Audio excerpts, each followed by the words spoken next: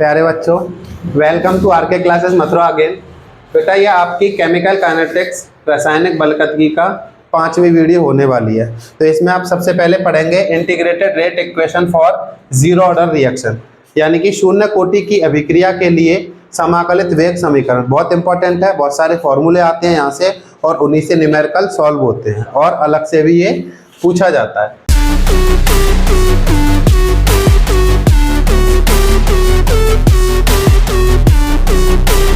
तो कोई भी जनरल रिएक्शन हमने ले ली, कोई सामान्य अभिक्रिया, जैसे रिएक्टेंट ए है उससे प्रोडक्ट बनता है उत्पाद।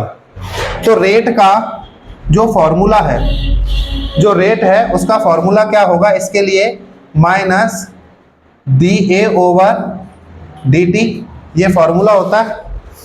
और रेट का फॉर्मूला अगर हम जीरो ऑर्डर रिएक्शन के लिए लिखें, शून्य कोटि के लिए, क्या होगा, ए की पावर 0 के ए की कंसंट्रेशन की पावर 0, क्योंकि जीरो ऑर्डर रिएक्शन के लिए इसकी पावर 0 होती है।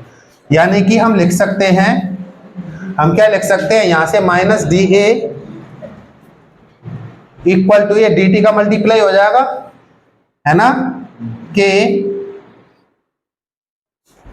देखो ये पूरी वैल्यू तो क्या हो जाएगी, 1 हो जाएगी। किसी की भी पावर 0 क्या होता है, 1 होता है। तो ये तो पूरा 1 हो गया, है ना, ये पूरा क्या हो जाएगा 1 के बराबर। 1 इंटू के रह जाएगा केवल, और डी टी का मल्टीप्लाई करेंगे तो के डी टी, ये आ गया। अब क्या करना है, इंटीग्रेशन करना है, क्योंकि इंटीग्रेटेड रेट इक्वेशन बनानी है। इंटीग्रेटेड मतलब समाकलन करना है इसका। तो क्या करेंगे, ऑन इंटीग्रेशन, ऑन इंटीग्रेशन यानी कि समाकलन करने पर। जो इंटीग्रेशन है मैथ का टॉपिक है, तो मैथ वाले बच्चों ने शायद ही अभी पढ़ा होगा ये 12th वालों ने। क्यों? क्योंकि 7th चैप्टर से इंटीग्रेशन आता है, अभी आप वहां तक नहीं पहुंचे होंगे। इंटीग्रेशन करने पर देखिए, अब हम इसको इंटीग्रेशन करेंगे तो ये क्या हो जाएगा, देखो मैं इसको पहले ऐसे लिख देता हूं, इसको मैं लिख देता हूं D A equal to minus K D T, यानी कि माइनस को दूसरी तरफ ले गए। अब इसका इंटीग्रेशन करेंगे। इंटीग्रेशन करने पे क्या होता है, जो डी है वो हट जाता है ना, यहाँ से डी हट जाएगा, यहाँ से भी डी हट जाएगा, और एक कांस्टेंट आता है थीटा। इंटीग्रेशन करने पे एक कांस्टेंट आ जाता है। तो ये वैल्यू क्या बन जाएगी, ये वैल्यू बन जाएगी ए is equal to minus K D T का क्या हो जाएगा टी, क्योंकि डी हट गया, और एक थीटा आएगा कांस्टेंट। ये इक्वेशन आप मान लेंगे फर्स्ट इक्वेशन। इतनी बात समझ में आ गई, ठीक है। अब क्या करना है, एट t इक्वल टू 0, यानी कि t 0 रखने पर। t 0 का मतलब समय शुरू ही नहीं हुआ।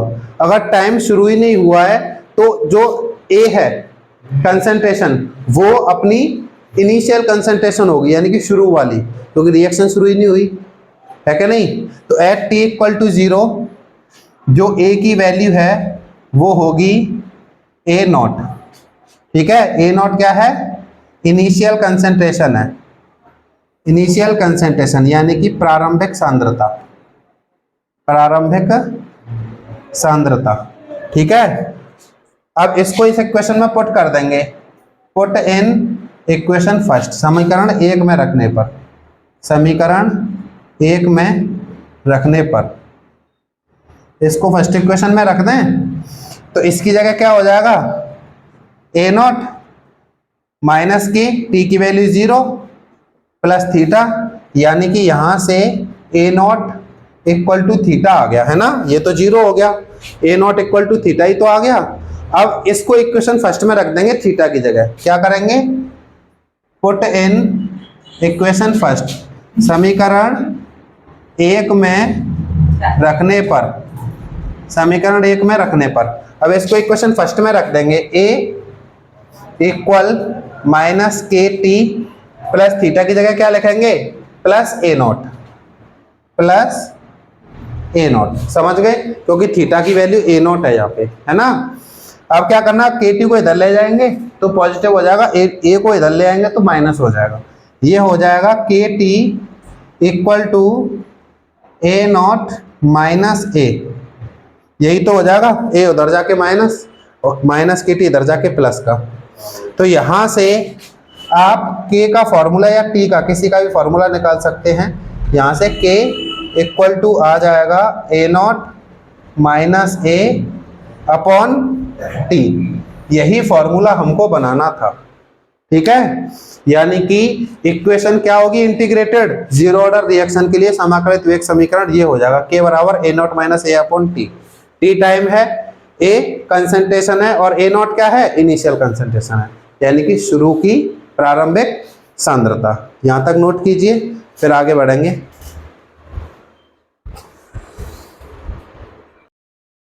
देखिए बच्चों, अब आप पढ़ेंगे हाफ लाइफ पीरियड, ठीक है। इंपॉर्टेंट डेफिनेशन है, पूछी जाती है। देखिए क्या पढ़ेंगे, हाफ लाइफ पीरियड यानी कि अर्ध आयु काल। टी हाफ से रिप्रेजेंट करते हैं इसे, है ना, क्योंकि हाफ लाइफ है तो टी हाफ, आधी जिंदगी, ठीक है। ये होता क्या पहले समझो। देखो हाफ लाइफ क्या होता है। हाफ लाइफ का मतलब होता है कि कोई भी रिएक्शन, कोई रिएक्शन हो रही है, उसकी जो कंसंट्रेशन है, इनिशियल कंसंट्रेशन, जब आधी रह जाए, ठीक है, कितनी रह जाए, हाफ कंसंट्रेशन, इनिशियल हाफ, आधी हो जाए जितने टाइम में, उसको बोलते हैं टी हाफ, यानी कि हाफ लाइफ। समझ में आया। जैसे मान लो 4 मोल पर लीटर, जैसे मान लीजिए स्टार्टिंग में, शुरू में कंसंट्रेशन कितनी है, 4 मोल पर लीटर है, यानी कि 4 मोल प्रति लीटर कंसंट्रेशन है। जितने टाइम में वो 2 मोल पर लीटर बचेगी, है ना, जितने टाइम में वो आधी, 4 की आधी 2, जितने टाइम में 2 बचेगी उस टाइम को हाफ लाइफ कहते हैं। डेफिनेशन कैसे लिखेंगे इसकी, it is the time taken by any reaction in which its concentration become half,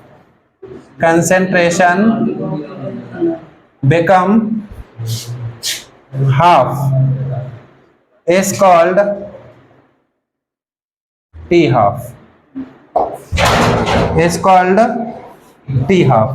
Hindi में क्या लिखेंगे, जिस समय अंतराल में अभिक्रिया की सांद्रता आधी हो जाए, अभिक्रिया की सांद्रता या अभिकर्मक की सांद्रता आधी रह जाए, उसे क्या कहते हैं, उसे टी हाफ कहते हैं, ठीक है, यानी कि अर्ध आयुकाल कहते हैं। इतनी बात समझ में आई। अब इसका फॉर्मूला लिखेंगे जीरो ऑर्डर रिएक्शन के लिए, ठीक है, फॉर जीरो ऑर्डर, यानी कि शून्य कोटि के लिए, शून्य कोटि के लिए।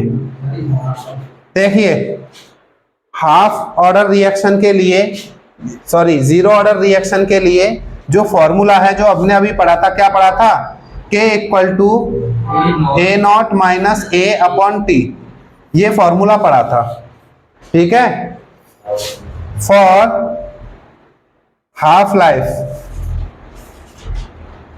यानी कि अर्ध आयु के लिए, अर्ध आयु के लिए। देखो अगर लाइफ आधी रह जाए, यानी कि कंसंट्रेशन आधी हो जाएगी, तो जो A की कंसंट्रेशन बचेगी, है ना, A की कंसंट्रेशन जो बचेगी A नॉट के आधी बचेगी। क्यों, क्योंकि A नॉट थी शुरू में, है ना, आधी रह गई, आधी रह गई, यानी कि A की वैल्यू A नॉट अपॉन 2 हो जाएगी, इनिशियल की आधी, है ना, और T क्या हो जाएगा, T हाफ हो जाएगा। T कितना हो जाएगा, T हाफ, अर्धायु के लिए। तो फॉर्मूला क्या बन जाएगा बताना, K बराबर A naught minus A not upon 2, है ना, अपॉन T, यही तो बच जाएगा, क्योंकि A की जो वैल्यू वो A नॉट अपॉन 2 हो जाएगी यहाँ, और T की जगह क्या हो जाएगा, T हाफ हो जाएगा। T हाफ को इधर ले जाऊंगा, K को इधर ले आऊंगा, है ना, क्या होगा, k equal to A0 minus A0 upon 2 upon k, ये फॉर्मूला बन जाएगा टी हाफ का। टी हाफ इधर आ जाएगा और k इधर आ जाएगा। अब जो ऊपर वाली वैल्यूज हैं इनमें आपको एलसीएम लेना पड़ेगा, ये हो जाएगा 2a माइनस a अपॉन 2, है ना। T half equal to 2a0 minus a0 upon 2 upon k, ये 2 नीचे चला जाएगा, 2a माइनस a कितना बचेगा, a बचेगा। यानी कि जो फॉर्मूला है टी हाफ इक्वल टू कितना, ऊपर तो बचेगा a0 और नीचे हो जाएगा 2k। ये है फॉर्मूला टी हाफ के लिए, जीरो ऑर्डर रिएक्शन के लिए। बात समझ में आ गई? यहां तक नोट कीजिए, फिर आगे बढ़ते हैं। देखिए बेटा, आपने जीरो ऑर्डर, यहां तक आपने क्या पढ़ा, जीरो ऑर्डर रिएक्शन के लिए इक्वेशन पढ़ी और हाफ लाइफ पढ़ लिया, है ना। अब जीरो ऑर्डर रिएक्शन के लिए ग्राफ और बनता है, उसको और पढ़ते हैं, ठीक है। तो ग्राफ के लिए क्या करेंगे, सबसे पहले जो हमने फॉर्मूला पढ़ा था, क्या पढ़ा था, k equal to A0 minus a upon T, यही तो फॉर्मूला पढ़ा था। अब t का मल्टीप्लाई उधर कर देंगे, ये हो जाएगा kt equal to A0 minus a। ठीक, अब क्या करना है कि ये जो माइनस a है उसको इधर ले आएंगे, क्योंकि कंसेंट्रेशन और टाइम के बीच में ग्राफ बनता है, इसके और इसके बीच में, है ना। माइनस a को इधर ले आएंगे और kt को इधर ले जाएंगे, है ना। तो इक्वेशन क्या बन जाएगी, इक्वेशन बन जाएगी a इक्वल टू kt को उधर ले जाएंगे, माइनस kt हो जाएगा, है ना, प्लस A0। ये हो गया डन, यही तो हो गया A0, ये kt इधर आके माइनस हो जाएगा। अब क्या करना है, स्ट्रेट लाइन इक्वेशन लिखनी है।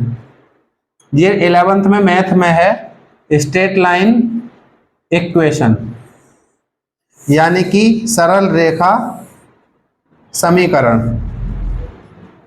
सरल रेखा का समीकरण क्या होता है, ये होता है y equal to mx plus c, ये है इक्वेशन।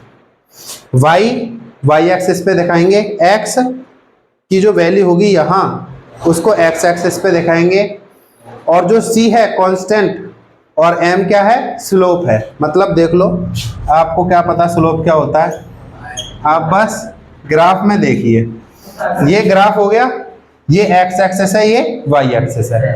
x एक्सिस पे क्या दिखाएंगे, t, कंपेयर करेंगे तो x की जगह t ही तो है यहाँ, तो यहाँ दिखाएंगे t, यहाँ लिख देंगे t, और y की जगह a, यहाँ लिख देंगे a, ठीक है।